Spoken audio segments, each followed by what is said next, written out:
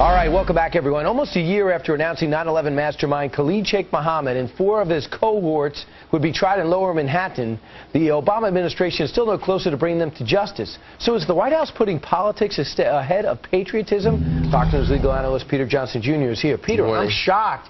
The press is letting the Attorney General and the President get away with this. You know, we're kind of suffering a horrible post-traumatic stress disorder in terms of the White House. We almost seem ashamed or embarrassed somehow of our conduct on 9/11. And so there's an opportunity, and there has been an opportunity, to try Khalid Sheikh Mohammed in the military tribunal along with 4 others. They basically pled guilty already to the offense.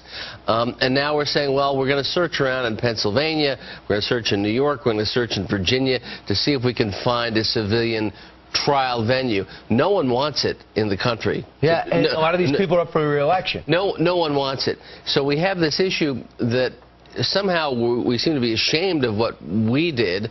I don't know if we're accepting what the imam at Ground Zero has said, that somehow we're an accessory to what happened at 9/11. And at the same time, there is no effort to bring justice to these folks, but at the same time, there's no effort by the White House to bring justice to the people, the first responders, who are waiting on congressional help for their health needs. Well, let's talk about, too, the military tribunal that was supposed to put these guys on trial to begin with, who Khalid Sheikh Mohammed already pled guilty to. He wants to be convicted. He wants to be killed, which is a story in itself.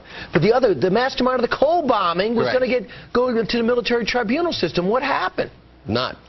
And what about the Thompson, the Illinois prison that was going to be converted for the new Gitmo? It's not, and no one wants it. And we still have Gitmo operating, and that's a problem on the left for the president. So what we have is this kind of schizophrenia. On one hand, we want to honor the dead. On one hand, we want to pay tribute to the first responders. But when it comes time to exact justice for the people who are responsible for the architects of this act, when it comes time to provide justice for the people who provided comfort and aid to New Yorkers and people in Virginia and people in Washington and Pennsylvania who had these travails on 9/11, we're not so quick to do that. Well, I'm going to look up that word later. I will say this. The message is to our special forces, the message is to our CIA, kill them in the field, because we can't find a way to try them at home. And that might have some good points, but the bad point is we can't get intelligence out of them